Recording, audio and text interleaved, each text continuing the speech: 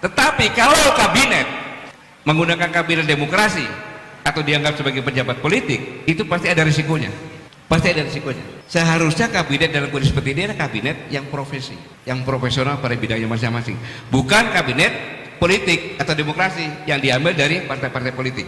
Ini akan sangat berisiko. Dan ini semuanya sudah disampaikan dalam pidato kenegaraan Presiden Pak Prabowo ini. Jadi Pak Prabowo benar-benar paham bahwa negara tidak dalam kondisi baik-baik saja. Ini dulu yang kita sepakati bersama. Jadi menteri-menteri yang ada, menurut analisa pribadi saya, itu ada semacam kuda Troya, masuk ke dalam untuk menyiapkan, menjadikan sang pangeran menjadi orang nomor satu. Entah gimana caranya.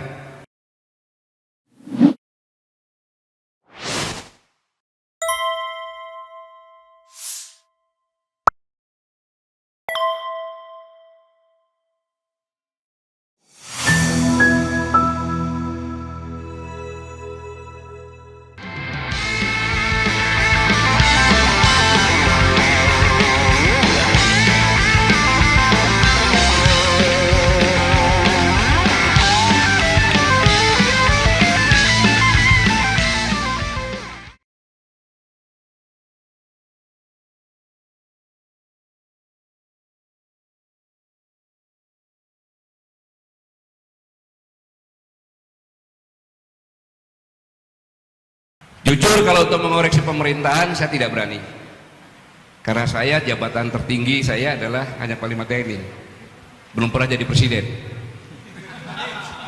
ya kan? Presiden baru dilantik beberapa hari, saya harus mengoreksi bagaimana tabu bagi saya. Tetapi berdasarkan teori saya berani menyampaikan. David Olson mengatakan bahwa di kabinet komparatif perspektif, di kabinet komparatif perspektif mengatakan bahwa kabinet yang komparatif, yang heterogen, yang besar, itu dalam kondisi negara yang tidak baik-baik saja tidak bisa dilakukan. Saya baru mengatakan negara tidak baik-baik saja karena ketika Pak Jokowi menjabat sebagai presiden, dia mengatakan bahwa akan mengenjot pertumbuhan ekonomi, meroket tinggi, ya kan? Hah? Oh, agak kanan nih. Sorry, tangan kanan. Ya. Meroket tinggi. Kemudian dengan demikian akan menurunkan angka kemiskinan. Dan selanjutnya juga mengurangi jumlah pengangguran dan meminimalisasi hutang. Ya, waktu itu 2.600-an lah kurang lebih. Ya, nggak pada saat peralihan. Ya. Dan ini ternyata benar sebagai fata morgana. Ini kan benar sebagai fata morgana. Kita mengharapkan itu kan. Tapi ternyata pertumbuhan ekonomi ya hanya 5,5 saja, tidak bergerak. Istilahnya kalau orang ekonomi bilang kita dengan autopilot saja bisa gitu. Ini saya menyimak dari apa yang dikatakan pakar ekonomi. Kemudian pengangguran kita ini sekarang ini nomor 1 loh, hebat penganggurannya di negara ASEAN. Ya, kalau nggak salah 5,2 kalau nggak salah itu jumlah penduduk. Ya, lebih banyak lagi itu. Ya.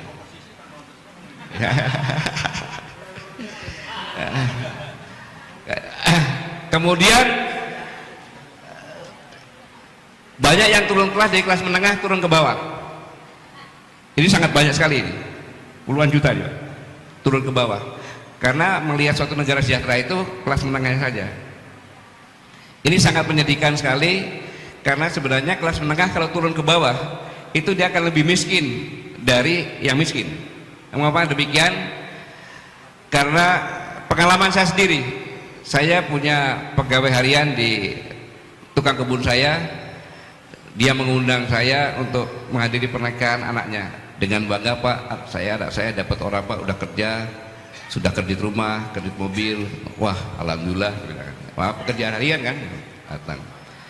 Baru 2 bulan saya pinjam uang, Pak, Loh, kenapa aku punya uang untuk kontrak rumah? Kenapa kontrak rumah? Kan katanya beli rumah. Menantu saya di PHK. Bayangin, dia kredit rumah, kredit mobil, di PHK. Ya diusir dari rumahnya. Mobilnya disita, nggak punya kerjaan, numpang di rumah orang tuanya. Itu gambaran kelas menengah. Kalau dia jatuh ke miskin, itu kan lebih miskin lagi. Dan ini semuanya sudah disampaikan dalam pidato kenegaraan Presiden Pak Prabowo ini. Jadi Pak Prabowo benar-benar paham bahwa negara tidak dalam kondisi baik-baik saja. Ini dulu yang kita sepakati bersama. Maka dengan membuat suatu kabinet yang heterogen, ibarat seperti pelangi. Kalau itu ada embun, sejuk, enak, negara itu dalam kondisi damai, maka pelangi itu akan dilihat lama. Tapi begitu ada badai yang keras, pelangi itu akan hilang. Ini berdasarkan teori saya bicara. Yang kedua, kita tahu kan bahwa yang namanya pejabat politik itu hanya kalau dari bawah, wali kota, wakil wali kota, bupati, wakil wali kota, gubernur, wakil gubernur, DPRD tingkat 2, tingkat 1, DPRD pusat, kemudian DPD sama juga saya pusat, MPR. Saya pikir itu aja kan, presiden dan wakil presiden, benar nggak? Nah. Tetapi kalau kabinet menggunakan kabinet demokrasi atau dianggap sebagai pejabat politik, itu pasti ada risikonya. Pasti ada risikonya. Seharusnya kabinet dalam kondisi seperti ini adalah kabinet yang profesi, yang profesional pada bidangnya masing-masing, bukan kabinet politik atau demokrasi yang diambil dari partai-partai politik. Ini akan sangat berisiko. Ini teori yang mengatakan seperti ini, Pak. Dan selanjutnya kalau kabinet yang heterogen berdasarkan teori tadi, itu akan melahirkan friksi-friksi, habis itu ke depan bisa melahirkan politbiro, organisasi dalam organisasi. Friksi ini sudah terlihat.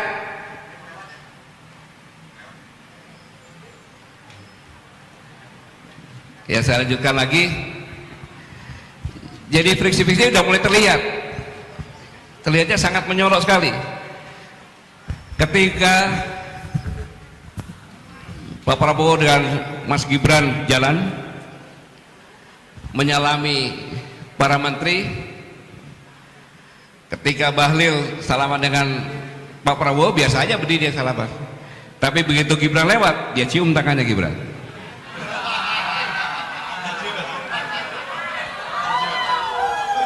Kalau saya melihat ini bahwa dalam pikiran analisa saya ini, dalam pikiran Bahlil, bahwa ini adalah pemimpin saya dan akan menjadi pemimpin saya, dan dia punya kekuatan yang luar biasa, maka saya harus mencium tangannya. Itu falsafah kan begitu. Ini friksi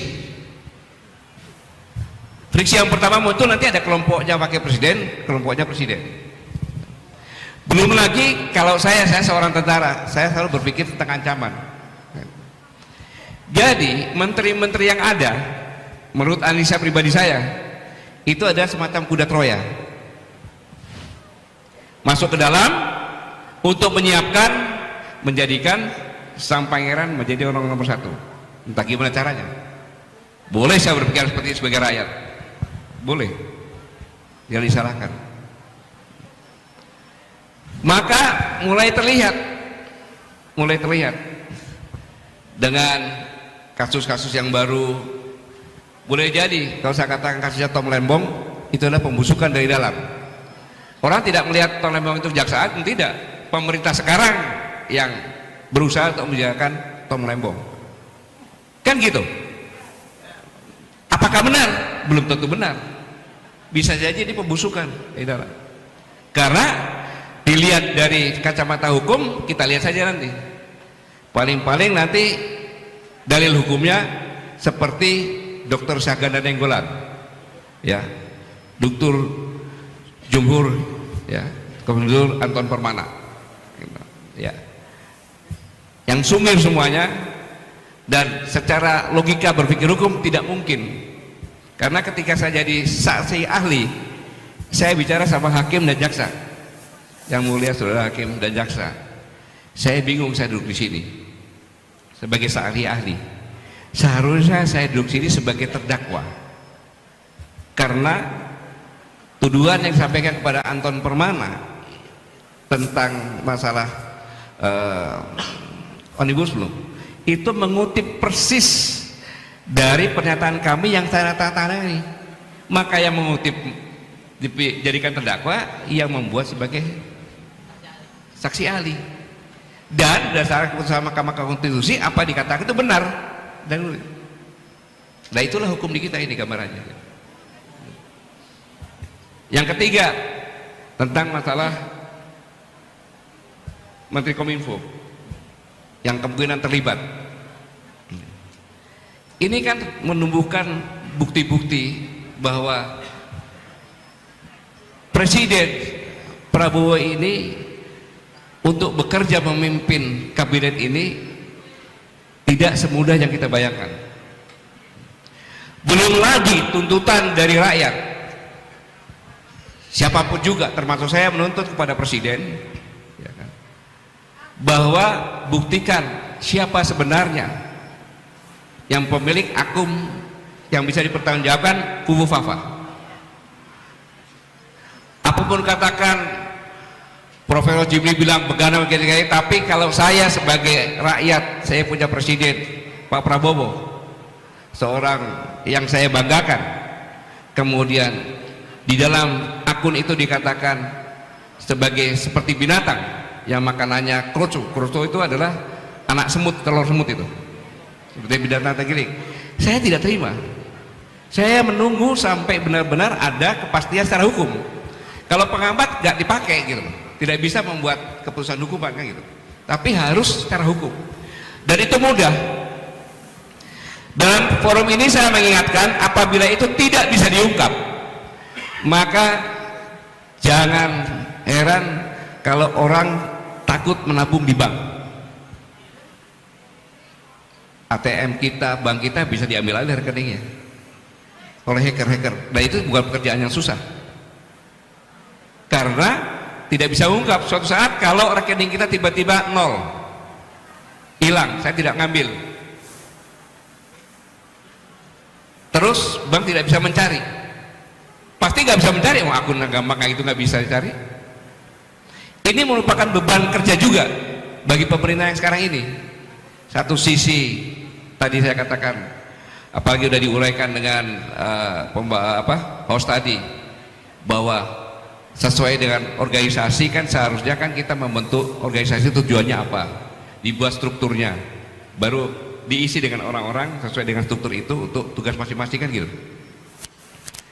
Inilah yang saya sampaikan bahwa kondisi seperti ini. Kemudian ancaman yang paling nyata yang kedua adalah di akhir jabatan. Pada tahun 2030 kita bonus demografi yang banyaknya itu 2 kali lipat dengan non produktif. 2 kali lipat. Saya ulangi, bonus demografi kita ini adalah jumlahnya 2 kali lipat dari non produktif, yang produktif. Artinya apa? Artinya disitulah kita bisa melihat bangsa ini akan jatuh ke jurang sungguh-sungguh atau akan meroket. Karena apabila pemerintah ini tidak bisa menyiapkan lapangan kerja yang kurang lebih sekitar 50 jutaan, itu 50 juta orang ini akan menjadi tanggungan pemerintah karena nggak punya kerjaan, termasuk yang non produktif yang 25 juta. Mau jadi apa negara ini? Makanya ketika Sritek dipilotkan, perintah dari Presiden segera, karena kalau itu kita sudah 50 tambah 20 udah 70 ribu lagi yang nganggur. Ini gambaran tentang kondisi ke depan, bagaimana kita melihat 100 hari ke depan. Kerikil-kerikil, badai-badai dan sebagainya siap menghadang terus, dan secara psikologis Sebagian orang mengharapkan Pak Prabowo cepat jatuh. Ini nyata loh.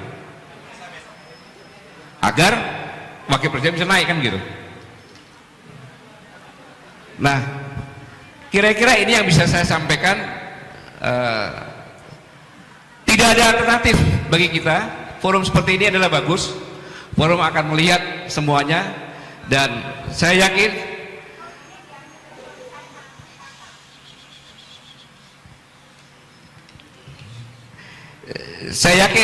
di forum ini Partai Masyumi akan mencari solusi-solusi untuk memberikan masukan kepada pemerintah agar pemerintah itu bisa berjalan lebih baik.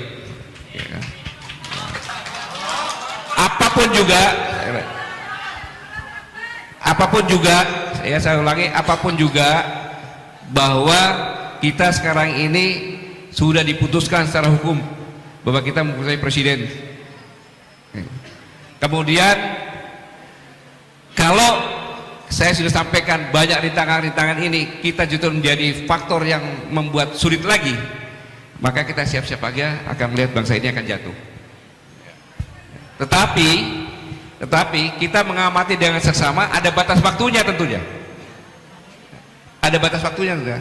Apabila batas waktu yang tertentu ini tidak makin baik, maka kita harus bersuara menyampaikan solusi-solusi yang terbaik.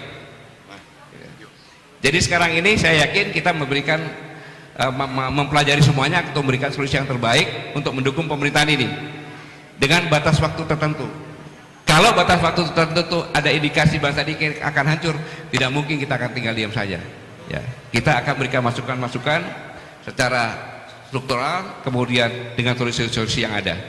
Saya pikir ini tujuannya kita diskusi di sini, dan saya tidak bisa memberikan yang lebih lagi. Karena yang pertama adalah kabinet ini heterogen, sedangkan negara tidak dalam kondisi baik-baik saja, dan kabinet ini adalah kabinet demokrasi, bukan kabinet profesi. Kemudian ancaman ekonomi sangat luar biasa. Jerman pun yang negara kuat ekonominya persiapan runtuh hanya karena partainya, dan tidak mudah merubah semuanya ini karena sistem sudah dirubah dari dulunya ini. Dengan merubah Undang-Undang 45 ini sistemnya jadi seperti ini.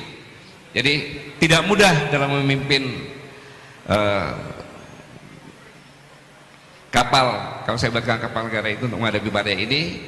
Nah, saya hanya menghimbau, mari kita bergandengan tangan untuk sama-sama mendukung sambil mengamati pada saat-saat tertentu yang apabila sudah kelihatan akan turun, akan hancur, maka kita semuanya harus bangkit bersama-sama untuk mengangkat agar tidak jatuh lagi. Saya pikir Bung Yani, ini yang bisa saya sampaikan, dan saya tidak bisa selesai karena saya ada pengajian lagi. Saya pikir itu aja. Kalau ada kata-kata yang kurang berkenan, kurang baik, itulah saya manusia biasa. Saya mohon maaf. Terima kasih. Wassalamualaikum warahmatullahi wabarakatuh. Waalaikumsalam warahmatullahi wabarakatuh. Allah Akbar. Usah ditayang untuk bukti bahwa omongan ini ada dasarnya gitu kan, gitu karena nanti satu slide ada 3-4 grafik itu. Prinsipnya adalah ada quick winnya ini agak beda nih Mas Refli. Quick win biasanya kan 100 hari, ini dikatakan setahun. Ya, banyak yang nggak begitu memperhatikan, mereka bilangnya setahun.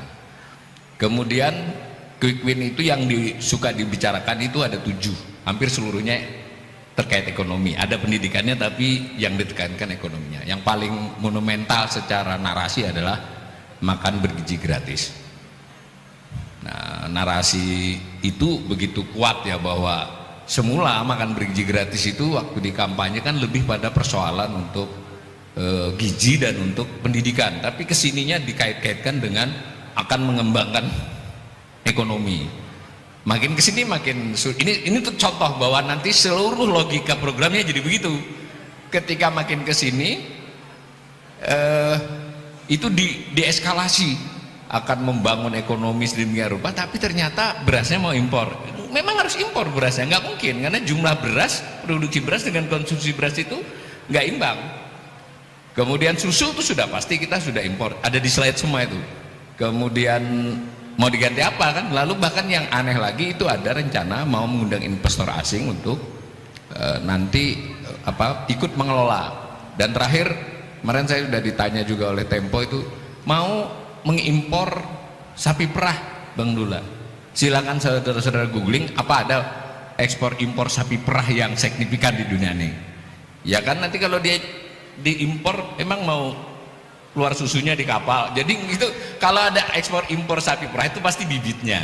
Dan itu untuk kasus Indonesia juga belum dilakukan. Nanti karena banyak masalah kalau sapi pedaging diimpor dia agak kurusan dikit digemukin kan bisa Pak Jenderal. Tapi kalau sapi perah kan belum tentu cocok. Jadi makin kesini makin dijelaskan makan bergizi gratis itu, nah bisa-bisa dia jadi cost center itu, jadi biaya bukan jadi hasil. Nah itulah yang tergambar dari keseluruhan konstelasi program. Sekian banyak pembicaraan itu yang kurang adalah mimpinya oke itu 8% udah. Yang bantah bukan kita apa yang bantah IMF itu. Cara nggak langsung IMF itu bantah, baru keluarin rilis Oktober tadi meramalkan ekonomi Indonesia itu sampai 2029 hanya paling tinggi tiap tahun itu 5,07 bukan 5,1 loh. Nah itu jadi ya bagaimana caranya kan. Kemudian intinya mimpi-mimpi itu tidak berdasar pada tidak berdasar pada kondisi fiskal yang dimiliki. Jadi kalau orang itu boleh saja pengen bangun rumah, tadi udah contohnya benar banget tuh, pengen bangun rumah, pengen ini itu lah, tapi kalau duitnya nggak ada, nggak ada kita, karena kita benar-benar defisit ya. Jadi satu persoalan serius yang sedang dihadapi oleh pemerintah ini adalah nggak punya duit Pak. Nah, lalu ada narasi mau ngambili dari yang ngemplang pajak. Yang ngemplang pajak itu totalnya Bang Dula itu kira-kira yang inkrah itu 150 triliun. Tapi kemampuan untuk mengambil sepertiganya aja saya tidak yakin itu, karena itu bukan urusan sepele itu. Yang ngemplang 10-20 triliun itu mah berat. Dan kalau Pak berhasil tahun depannya kan dia sudah nggak punya kemplangan lagi. Jadi sementara kebutuhannya itu, kalau ini sudah saya hitung kemarin, kalau semua omongan-omongan itu saya diskon sedikit, mereka butuh tambahan kurang lebih 500 triliun per tahun dibandingkan anggaran usually biasanya. Nah 500, lalu umpama berhasil mengefisienkan yang sudah ada sebelumnya, tapi jadi nggak mungkin ketika kementeriannya ditambah dengan eselon satunya ditambah, itu gimana ngempeskannya? Karena yang tidak bisa dikurangi itu namanya bunga utang, jumlahnya 550 triliun tahun 2025, lebih besar dari belanja pegawai, paling besar, dan itu akan naik terus. Intinya nggak masuk akal secara fiskal untuk menjalankan apa yang dijanjikan itu. Ya saya agak sedikit beda dengan Pak Jenderal, karena saya belum pernah punya atasan, jadi boleh dong kritik siapa saja. Saya punya atasannya Allah dan guru saya Bang Dula. Selama benar secara akademis, ya saya nyatakan bahwa secara perhitungan fiskal tidak mungkin menunjang apa yang mereka janjikan. Nggak mungkin Pak, udah jelas nggak mungkin. Maka saya di situ di makalah itu kan sudah saya katakan, nggak usah bermimpi untuk quick win ini memberikan harapan. Satu saja, kalau pemerintahan Prabowo ini setahun bisa mencegah krisis ekonomi, udah saya kasih jempol 5. Karena secara teknis kita akan krisis. Jadi urusannya itu bukan mimpi kita mau kemana. Nah salah satu di slide itu yang saya gambarkan ujungnya, selain soal teknis ekonomi, kita ini sedang pada proses ketahanan pangan yang menurun Pak. Jadi skor ketahanan pangan kita 2022 itu 60,2 kata Global Food Security Index (FSI). Saya menduga di 2024 kita nanti akan 58-57, karena kan bisa dihitung komponennya itu. Dan itu turun 60,2 itu. Nah, kemudian ada lagi namanya Global Hunger Index. Ini semua terkutip sebagai data-data yang dipakai seluruh dunia. Ya, indeks kelaparan itu kita nomor 77 dari 127 Pak. Di ASEAN kita hanya lebih baik dari 1 Timor Leste, 2 Laos. Kita lebih buruk dari semua negara Asia Tenggara lainnya. Apa komponennya? Komponen kelaparan yang paling utama itu adalah undernourishment kan? Jadi prevalensi of undernourishment kita, ketidakcukupan pangan kita itu makin parah. Udahlah, dianggap nanti awal itu sukanya ngutip IMF, sukanya ngutip lembaga. Mari kita kutip BPS. Ternyata data BPS lebih buruk lagi. Hanya BPS tidak merilis. Maksudnya tidak merilis itu tidak jadi berita resmi, Pak. Harus ngutak-ngatik dokumen mereka. Jadi banyak yang tidak tahu selama 5 tahun terakhir ketidakcukupan prevalensi, ketidakcukupan pangan kita itu meningkat, Bang Dula. Jadi sekarang 8,53%. Bisa nggak kebayang? 8, itu kira-kira 24 juta. 24 juta orang Indonesia saat ini berdasarkan angka itu tidak cukup pangannya. Selain itu ada ukuran BPS namanya angka kecukupan gizi. Jadi saya pindah aja semua itu, ada argumennya di sana ya. Kita masuk ke sini, angka kecukupan gizi itu Permenkes 2100 kilokalori per hari, kemudian 57 gram untuk protein. Apa yang terjadi? Saya ekonom, jadi dibagi penduduk itu dibagi BPS 5 kelompok, 20 jadi kuintil 1 sampai kuintil 5, Pak. Jadi dibagi 5 kelompok. Kalau yang sini nggak tahu nih, saya masuk kuintil 1, Bang, agak dikit kuintil 1. Tadi termasuk kelas menengah yang turun, karena udah nggak diundang lagi kemarin gara-gara dukung Anies kan nggak pernah diundang lagi saya kemana-mana. Sekali diundang sama Yani nggak ada honornya pasti sudah kan. Nggak. Jadi kembali ke AKG tadi, ini menarik sekali dan itu BPS loh, Bang Dula. Jadi dalam hal kalori itu kuintil 1 sampai 3, 60% penduduk Indonesia itu tidak cukup, kurang kalori. Dalam hal protein mungkin karena banyak ikan segala macam itu hanya 2 kuintil 40. Yang saya ingin katakan adalah itu terjadi penurunan selama pemerintahan Jokowi itu, Pak. Kan bisa diseret datanya, gila nggak? Nah ketika saat itu kita lalu bicara swasembada pangan, lompatannya terlalu jauh, Bung. Bahkan yang prevalensi tadi di Papua tuh ada kabupaten kota, banyak beberapa kabupaten yang prevalensi ketidakcukupannya itu mencapai 65%, berarti 2/3 kan nggak cukup tuh. Nah kurang lebih jadinya dengan cara melihat seperti itu cermin dari semua. Saya di makalah sudah bilang soal pertumbuhan ekonomi tadi. Jadi bukan 5%, Pak, rata-rata selama pemerintahan Jokowi itu 4,16%, karena harus menghitung yang pas COVID itu. Nah kemudian yang jadi masalah juga, ini baru diumumkan tadi, saya ditanya Investor Daily, cadangan devisa katanya naik, nanti dijelaskan juga itu semua gimmick. Kita naik karena utang, karena dipinjemi, bukan karena kita berjual beli. Lalu ada informasi tenaga kerja tadi 7,46 juta orang, 4,9%. Tetapi tadi Yani sudah benar bahwa itu yang betul-betul nganggur, Pak. Ada kira-kira 19 juta orang itu namanya pekerja keluarga, tidak dibayar.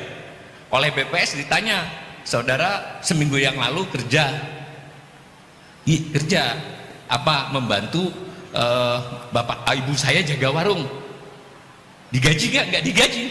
Itu definisinya bekerja. Berapa banyak orang yang ke pertanian, ke apa, jadi jumlahnya 19 tambah dengan 7,4 tadi.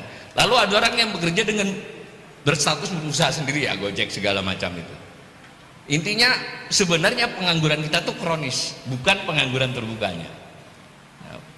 Dengan cara melihat semua seperti itu, mestinya kalau saya jadi penasihat di pemerintahan Prabowo itu, kira-kira udahlah, nggak usah soal tumbuh 8%, nggak usah soal mau bangun ini bangun itu.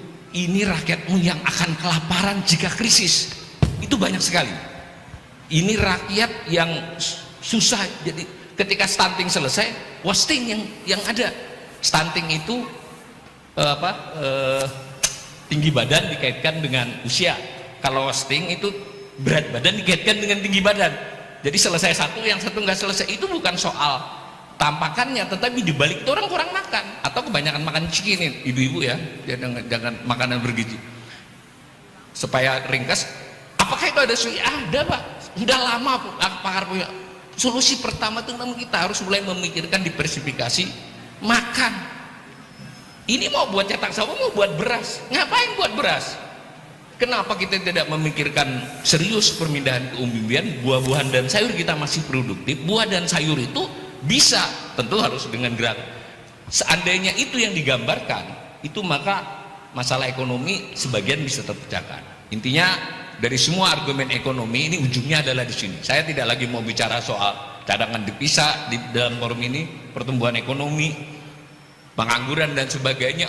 Saya ingin straight saja bahwa bangsa Indonesia 1-2 tahun ke depan terancam akan kekurangan pangan, kerawanan pangan, dan bisa kelaparan. Mungkin bukan yang di ruangan ini. Yang paling rawan adalah siapa coba? Separuh dari petani itu tingkat kerawanan pangan. Jadi kelompok yang paling rawan pangan itu petani, Pak. Separuh orang miskin Indonesia itu petani. Mungkin ini juga kritiknya buat Mas Sumi, karena ini ulang tahun Mas Sumi, saya pendukung Mas Sumi secara moral, bahwa masalah kita semua ini adalah kita tidak punya pemilih di petani, Pak. Mungkin juga mengulangi kesalahan kita di tahun 50-an itu.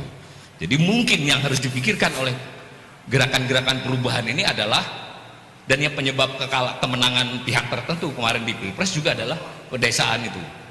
Nah, ya kan ada kaitannya, orang nggak punya lapar itu. Maka kedepannya menurut saya mestinya pemerintahan Prabowo ini nggak usah mimpi lah.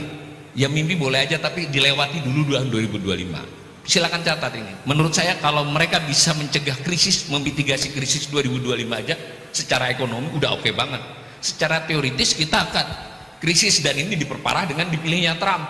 Ya Trump ini nggak bisa ditebak. Kira-kira begitu kalau menurut saya. Ya kelihatannya, kalau tadi ada yang nanya juga wartawan, ya kalau soal perdagangannya dia protektif, itu bisa diatasi semua. Yang nggak bisa diatasi tiba-tiba dia ngajak perang yang lain kan. Kalau udah perang urusannya kita yang kena imbas. Jadi saya tutup perayaan ini bahwa bangsa ini sekarang mestinya seoptimis apapun itu mesti kembali ke akar masalah, bahwa separuh dari penduduk kita itu masih bermasalah dengan makan. Di antara yang paling banyak bermasalah dengan makan dan kelaparan itu adalah petani, ya toh? Kemudian kebijakan apapun yang sedang dibicarakan ini tidak ada kaitannya dengan petani. Bahkan yang namanya makanan bergizi gratis itu mau impor, tidak menyertakan petani. Nah, dengan demikian Mas Sumi dan kita-kita semua ini harus mulai bersuara lebih keras, dan mungkin saya usul nih Mas Sumi biar acara bersepuluh bertujuh di desa aja lah kita, Mas. Boleh ikutlah saya, asal dekat-dekat aja, jangan jauh-jauh. Kalau saya nggak mau Kalimantan lagi, enak di Jawa soalnya. Gitu ya. Mudah-mudahan selamat ulang tahun kepada Mas Sumi. Kita tidak bisa menilai sesuatu itu dari jumlah orang, itu dari guru saya. Enggak. Sebenarnya ini juga harus kita ingatkan kepada diri kita semua ya, bahwa banyak godaan untuk soal biar menang, biar besar, biar apa. Nggak usah lah. Menurut saya kalau kita bisa komit terhadap nilai, terhadap perjuangan konsisten, menang kalah itu serahkan aja lah kepada Allah. Kalau memang sudah waktunya menang, dia menang. Mau kayak apa saja akan menang. Ini bukan, saya terus terang saja ke pemerintah, saya omongin ke Mas Anies, Mas, udahlah, kalau sampai ini nanti Allah akan beri jalan jadi presiden, jadilah, mau diapa-apain juga. Sama dengan Mas Sumi ini menurut saya. Boleh saja orang bilang Mas Sumi ini suaranya sekian-sekian. Nah, tetapi siapa, kita tidak tahu ke depan. Karena itu saya saran nih, Mas Sumi sudahlah, lebih keras saja suaranya. Yang penting tahu koridor hukumnya kan. Buat saya ada Mas, enggak, yang ekonominya siapa di sini? Buat Pak Almijan ya, Dr. Almijan, tandem saya. Mari kita buat rilis kalau perlu tiap minggu. Saya ikut bantu lah. Gratis ya. Khusus Mas Sumi gratis. Karena enggak ada. Begitu, makasih. Itu bagian bercanda guru saya, teman saya, yakni Pak tokoh kita, Pak Jenderal. Makasih. Assalamualaikum warahmatullahi wabarakatuh. Waalaikumsalam warahmatullahi wabarakatuh. Alhamdulillah. Ada krisis ke depan yang sesungguhnya harus diantisipasi pada Presiden Prabowo. Itu yang perlu diantisipasi ke depan. Oke, kita lanjut kepada pemilik keren caras, Bang Refli Harun. Silakan. Tes. Assalamualaikum warahmatullahi wabarakatuh. Keren cadas. Jadi kawan-kawan sekalian, ini mejanya ceker. Jadi kawan-kawan sekalian, saya berdiri boleh? Boleh dong. Oh, janganlah. Kalau saya pegel saya akan berdiri. Jadi saya bahagia sekali di samping Pak Abdullah Heha Mahwan. Saya selalu mengatakan Mas Sumi boleh tidak ikut pemilihan legislatif, tapi kalau pemilihan orang masuk surga, insya Allah Mas Sumi duluan. Jadi kawan-kawan sekalian ya, saya ingin menceritakan satu dilema dilema bagi saya, kita dan Prabowo. Kenapa dilema? Karena itu tergantung kita bagaimana menyikapi pemerintahan ini. Dan ketika kita menyikapi pemerintahan ini, maka nanti akan dihadapkan pada pilihan-pilihan. Kalau saya lihat secara umum ya, kawan-kawan semua, kalau saya lihat tokoh, aktivis, macam-macam, ulama dan lain sebagainya, itu ada 3 kelompok terhadap pemerintahan Presiden Prabowo ini. Kalau sama Mulyono, sudah jelas, barangkali 99,9% sudah against, sudah penjarakan. Karena seperti lagu itu, Mulyono engkau dalam segala masalah. Lagu Aryadi ya. Tetapi terhadap pemerintahan Prabowo, kita masih ada 3 golongan. Golongan pertama adalah ini terhadap mereka yang awalnya oposisi ya.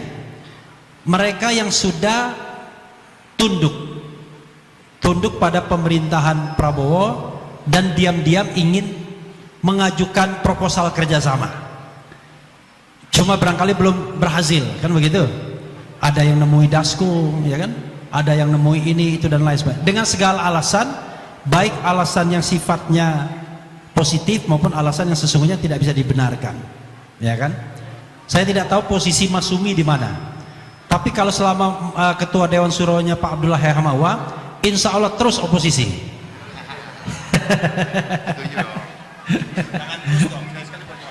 Iya kan, maksudnya ini sikap terhadap pemerintahan Prabowo kan. Itu satu, diam-diam mengajukan proposal. Yang kedua adalah orang yang in between, tidak mengajukan proposal untuk ikut berkuasa, tetapi dia kemudian ingin melihat 100 hari, setahun, menjadi pengkritik yang konstruktif dan lain sebagainya. Banyak orang yang berada di garis tengah ini. Jadi Profesor Awalin saya kira garis tengah dia, udah mulai garis tengah dia. Karena mulai diundang kantor staf presiden gitu. Tahu aja kita. Karena informasinya A1 soalnya. Tetapi KSP yang dulu, entah KSP Kodari kan, kita nggak tahu KSP Kodari ya. Nah, karena kenapa? Karena kekuasaan pun membutuhkan a second opinion, membutuhkan opini yang kedua kan. Nah ini yang saya kira banyak ya orang yang menunggu ya. Jadi orang yang in waiting terhadap pemerintahan Prabowo ini. Nah yang ketiga, orang yang sudah mengambil sikap radikal, sikap yang pokoknya apapun yang dilakukan pemerintahan Prabowo, dia akan memberikan pendekatan oposisional. Pokoknya kalau Prabowo bilang B, cari mana yang kurang dari B-nya. Nah itu oposisi yang sudah royal, bukan lagi loyal. Saya terus terang saja berada pada dilema. Mungkin dilema itu mau saya sampaikan ke bapak-bapak juga. Kalau soal ikut pemerintahan Prabowo, saya sudah bilang dengan sadar dan berkali-kali, sampai 5 tahun saya tidak akan mengikuti pemerintahan Prabowo Gibran. Jabatan apapun yang ditawarkan akan saya tolak.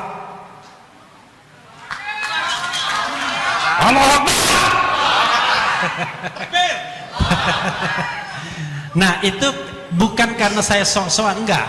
Saya hanya ingin melihat ada orang harus menjaga garis demarkasi. Garis demarkasi dari oposisi itu adalah menolak untuk masuk pemerintahan kapanpun. Itu garis demarkasinya. Karena kalau Anda kemudian masuk pemerintahan, ya Anda berarti tidak oposisi lagi. Jangan kayak Babe Haikal. Aneh oposisi itu, aneh itu. Oposisi terhadap kebaikan dan keburukan. Sontoloyo itu namanya. Itu sih amar ma'ruf nahi mungkar namanya, bukan oposisi. Kalau oposisi itu secara sadar menarik diri dari terlibat dalam pemerintahan, tapi memberikan masukan, entah masukannya royal atau masukannya loyal, ya kan? Ada oposisi yang loyal, ada oposisi yang royal. Royal itu kritik frontal bila perlu menjatuhkan, tapi loyal ya konstruktif, memberikan alternatif masukan dan lain sebagainya. Itu Saya berada pada posisi yang ingin memberikan waktu kepada pemerintahan Presiden Prabowo sesungguhnya. Karena kita kan harus bersikap adil, Pak Abdullah ya. Bersikap adil karena pemerintahan ini baru berjalan sampai hari ini kira-kira baru ya setengah bulan ya. Oh enggak, belum sampai 1 bulan, 18 hari. Jadi selama 18 hari tersebut rasanya tidak adil kalau kita sudah sampai pada final judgment, pada final say. Kalau sama Mulyono ya sudah jelas ya kan, penjarakan, adili. Anaknya pun kita kasih lagunya kan, fu fu fa fa makzulin aja. Kan udah jelas deh. Kalau ibu-ibu lebih tahu tuh lagu itu ya. Karena kelamaan. Nah, tetapi pada pemerintahan Prabowo kita harus memberikan waktu. Hanya kita objektif, ya kan? Prabowo ini begitu dia berpidato, senang sekali saya.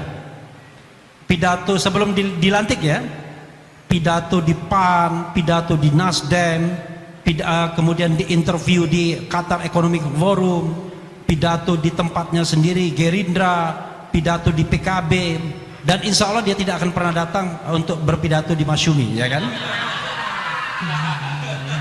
Kalau Prabowo bisa berpidato di Masyumi dengan lancar, ya kan? Hebat dia, ya kan? Karena ilmunya beda makomnya di sini, ya kan? Nah, dulu kita berpikir ini dia akan doing action setelah dia dilantik. Karena soal pelantikan ini waktu itu ngeri-ngeri sedap. Ketika kita bikin aksi tanggal 13 Oktober, wah itu heboh sekali. Balai Sudirman dilarang, kemudian di Bidakara dilarang. Akhirnya kita pura-pura di Grand Alia press conference, padahal kita bikin statement juga. Karena ada dua kepentingan pada waktu itu. Prabowo tidak mau digantung pelantikannya. Coba bayangkan kalau Mulyono nekat tiba-tiba dia bikin dekret kembali pada Undang-Undang Dasar 45, kemudian pemilihan oleh MPR, terpilih kembali dia. Dulu saya mikir nggak mungkin dia berani, tapi kalau lihat kekuatan hari ini dengan penersangkaan Tom Lembong dan lain sebagainya, buzzer-buzzer masih kuat, ternyata masih kuat barang itu, ya kan? Dan hari ini dia ke Jakarta dan kata Partai Golkar akan diumumkan kader luar biasa. Jangan-jangan dia yang akan diumumkan sebagai kader Golkar. Artinya nanti kepemimpinan Golkar sudah akan di take over oleh Mulyono. Ini nanti kajian sendiri. Kenapa dia begitu kuat? Ya salah satunya ya ininya banyak ini pasti, ya kan? Nggak mungkin kalau ininya sedikit. Orang kan ikut cuma dua hal saja, uang dan kuasa. Kalau kuasa secara direct sudah tidak ada lagi, ini secara direct. Tapi uangnya banyak betul. Saya kira hati-hati juga. Tiba-tiba gedung ini pindah ke pemilikannya besok. Karena langsung dibayar 100 miliar. Ambil aja. Masumi di lapangan aja nanti ya katanya, ya kan? Kan bisa terjadi hal tersebut. Karena itu saya lihat, oke, Prabowo ingin dilantik dulu, lalu Fufu Fafa takut tidak dilantik karena pada waktu ada gerakan untuk membatalkan pelantikan Fufu Fafa, ya kan? Saya tidak bilang Gibran, saya bilang Fufu Fafa, ya kan? Kalau dia ngaku bahwa Gibran itu Fufu Fafa, salahnya sendiri, berarti benar kan? Nah, oke, lalu kemudian terjadilah pelantikan pada tanggal 20 Oktober. Wah, hebat sekali pidatonya. Pada detik ketika dia dilantik dan berpidato tanpa teks tersebut dan dia bisa menghafali satu-satu kepala negara, mungkin ada teleprompternya, jangan-jangan, ya kan? Ada teleprompternya. Kita terkesima karena saya bikin video pada detik awal dia sudah membalikkan apa yang dilakukan oleh Mulyono selama 10 tahun. Kan pidatonya kan pidato antitesis terhadap Mulyono semua itu kalau kita lihat.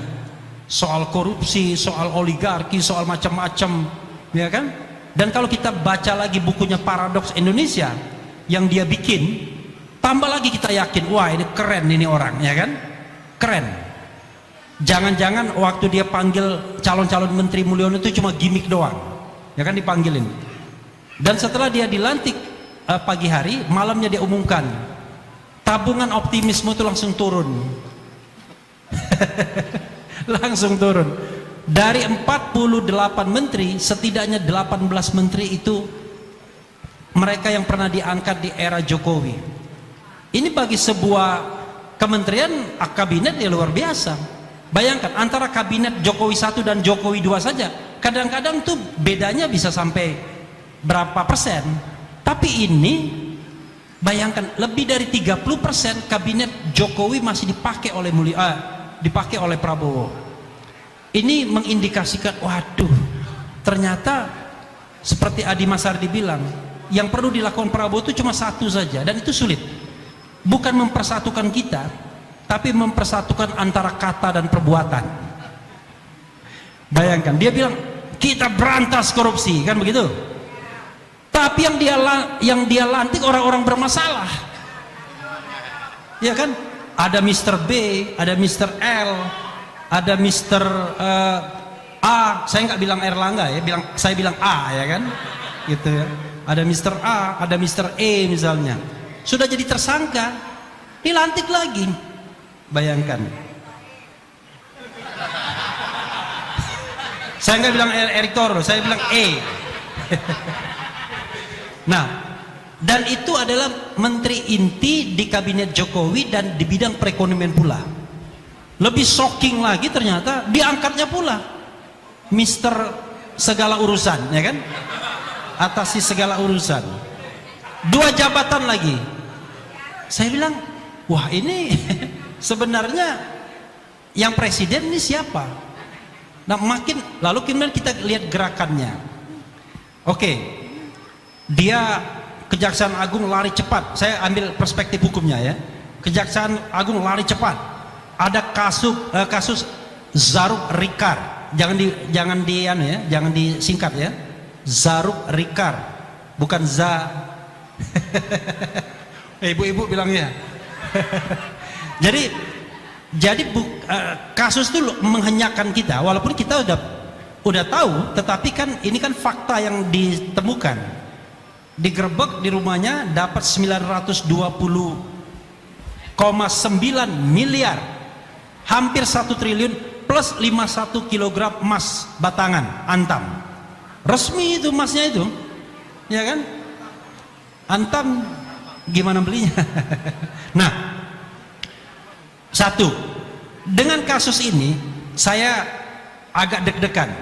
Apakah ini akan merupakan perwujudan dari janji Presiden Prabowo untuk menghantam korupsi?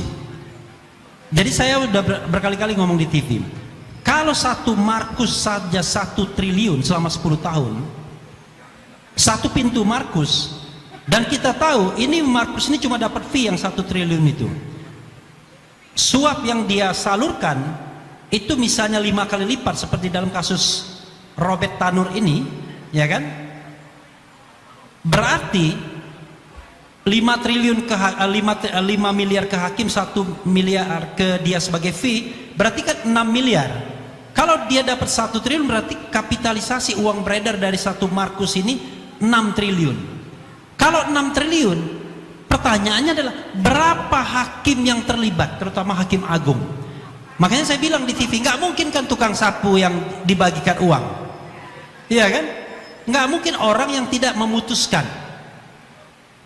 Maka saya katakan, kalau kita punya sense of crisis terhadap penegakan hukum, lakukan shutdown terhadap Mahkamah Agung, keluarkan perpu, peraturan pemerintah pengganti undang-undang. Dalam hal ihwal kegentingan yang memaksa, Presiden bisa mengeluarkan perpu shutdown, bekukan semua hakim agung, seleksi ulang, yang bagus terus, yang buruk berhenti. Allahu Akbar. Tapi tidak terjadi. belum ya. Karena pembantu-pembantunya Yusril Iza Mahendra, Otto Hasibuan, kemudian Supratman Andi Aktas, Edi Hiarich, kemudian Natalius Pigai, Mugianto, jangan-jangan itu punggawa-punggawa di bidang hukum ya, 6 orang itu, jangan-jangan nggak menganggap hal itu luar biasa, jangan-jangan part of problem juga, bagian dari masalah. Makanya saya bilang, seumur hidup saya jadi lawyer nggak pernah saya nyuap. Kenapa? Karena beracaranya cuma di Mahkamah Konstitusi. Tapi nggak tahu kalau Bang Yani ya. Tapi saya nggak mau tanya Bang Yani. Karena coba bayangkan kalau kita shutdown itu, maka pemberantasan korupsi luar biasa. Tapi tidak. Zarub Rikarnya ditangkap, nanti diproses, paling kena berapa tahun, sampai di MA dia juga yang menyidangkan, selesai dengan uang. Iya, kalau uang 1 triliunnya itu kembali ke negara, jangan-jangan ditilep juga, ya kan? Sama seperti uang Sambo. Jadi saya diceritakan sama Aiman ya, diceritakan juga sama yang Inang itu, Sambo itu punya uang 100 triliun bukan 1 triliun, 100 triliun minus 1 rupiah. One day keluar surat dari satu bank ke Sungai Bahar tempat Brigadir Joshua, pemberitahuan kalau uang 100 triliun minus 1 itu dibekukan atas nama Brigadir J itu. Bayangkan, dibekukan, sudah nggak ada ceritanya. Begitu di pengadilan berusaha diungkap, bukan uang 100 triliun, tapi uang yang mampir di rekening-rekening ajudan-ajudan Sambo ini, yang ratusan juta, yang banyak itu pun nggak digubris oleh hakim, dianggap tidak relevan. Maka kemudian kasus pencucian uangnya itu nggak pernah diungkap. Yang diungkap cuma kasus pembunuhannya. Coba bayangkan, gila kan perputaran korupsi di negeri ini, di wilayah kepolisian, kejaksaan, kemudian di wilayah kehakiman. Dan sekarang teman-teman Pak Gatot Nurmantio juniornya mau ikut-ikutan juga kayaknya ya, mulai mau ikut-ikutan. Kenapa? Ini bukan korupsi uang, tapi korupsi undang-undang. Hanya saya satu-satunya orang yang mengatakan baru beberapa menit, baru tidak sampai 1 hari, Prabowo Subianto itu sudah melanggar undang-undang. Sedih saya, karena saya ingat Pak Gatot, teman saya, Sabta Marga ya kan, menjalankan undang-undang seluruh-seluruhnya kan. Presiden kan begitu, menjalankan undang-undang dasar, undang-undang dan peraturan seluruh-seluruhnya. Tapi yang terjadi enggak. Dia angkat Mayor Teddy sebagai Seskap. Saya nggak cemburu, biarin aja. Tapi Mbak ya berhenti, karena undang-undang TNI hanya menyediakan 8 jabatan saja bagi TNI aktif. 1 di kantor Polhukam, Politik, Hukum dan Keamanan atau Polkam sekarang. Yang kedua di kantor Kementerian Pertahanan. Yang ketiga di Sekretaris Presiden, Sekretaris Militer Presiden, Sekmil. Yang keempat di Lembaga Ketahanan Nasional. Yang kelima di Dewan Pertahanan Nasional. Yang keenam di SAR. Yang ketujuh di Badan Narkotika Nasional BNN.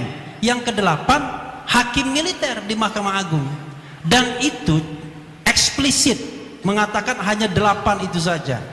Kalau mau misalnya mengangkat Mayor Teddy sebagai Seskap, entah dibilang eselon 1, eselon 2, dan sekarang Kaset Pres, Kepala Staf Presiden juga kalau tidak salah aktif juga, baru diangkat. Saya dapat beritanya. Silahkan, nggak apa-apa.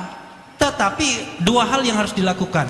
Ubah dulu undang-undang TNI-nya, Undang-Undang 34 2004, atau pensiunkan dia. Ya kan? Nah, kalau pelanggaran undang-undang yang di depan mata ini nggak ada yang ngomong, cuma Refli Harun yang ngomong, lama-lama nanti kita mengubah undang-undang itu by force, bukan by law.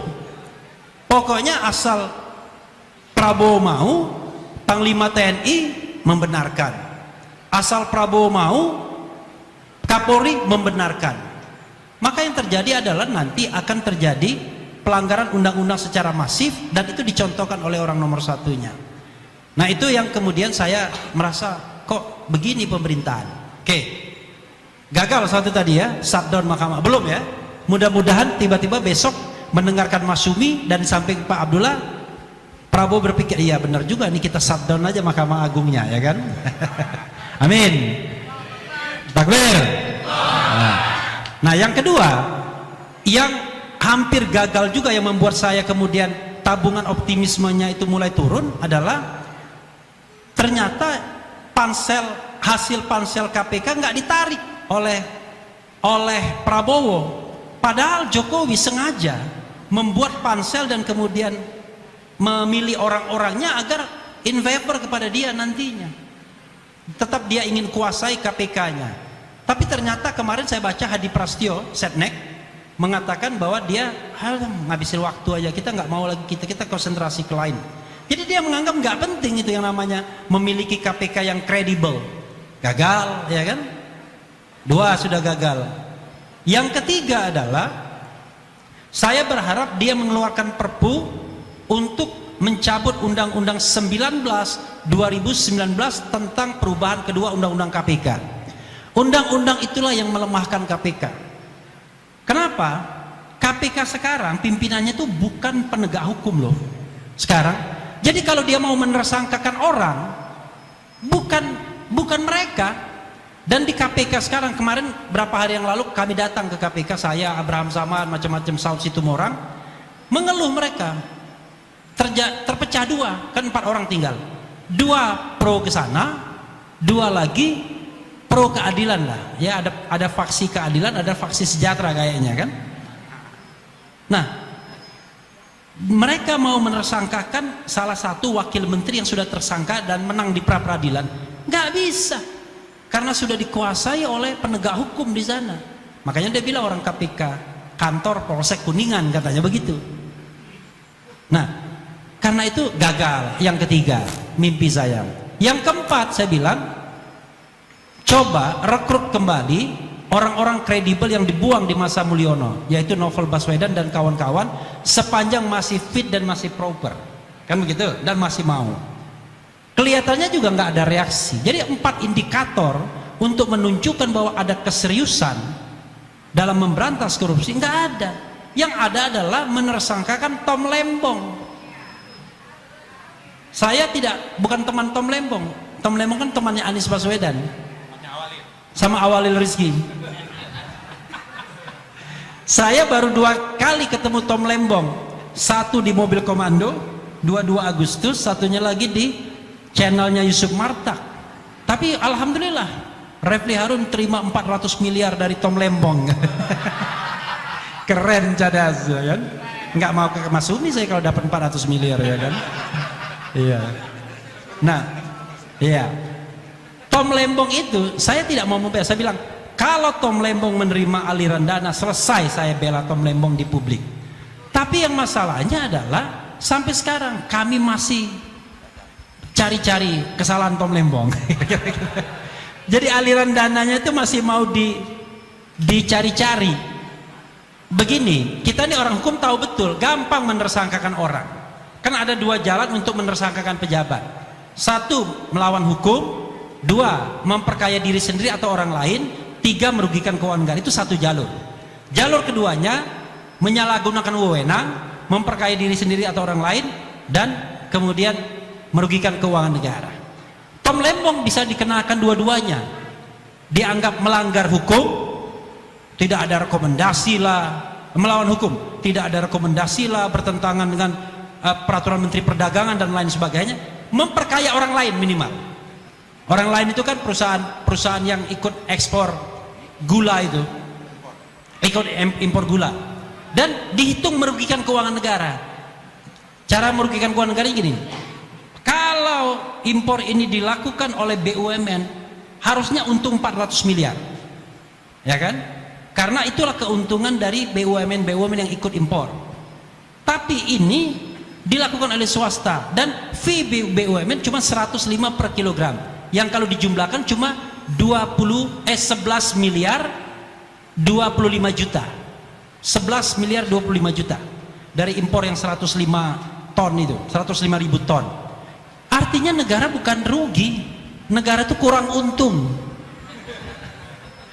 Iya kan? Expect untungnya seperti swasta, tapi ternyata kurang banyak untungnya. Itu yang kemudian membuat Tom Lembong ditersangkakan. Saya sekali lagi mengatakan disclaimer, kalau Tom terima duit, maka saya tidak akan bela lagi. Tapi kalau dia tidak terima duit, ya jangan. Masa orang kita menzalimi orang kan? Nah, lalu apa yang ingin saya katakan?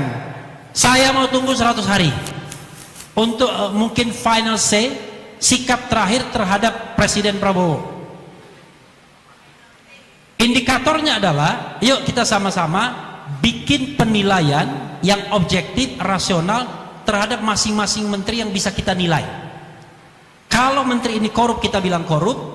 Menteri ini tidak perform, kita bilang tidak perform. Menteri ini bagus, kita bilang bagus.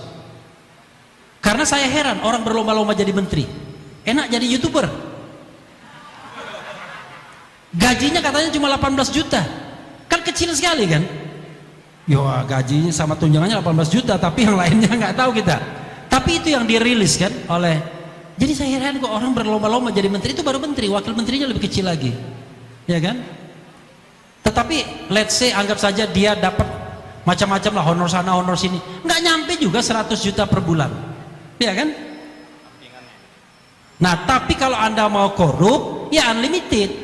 Seperti menteri yang dulu saya kalau melihat mobil mewah marah saya melihat oh ini marah saya, ternyata enak juga barang itu. Saya nggak ngomong ya.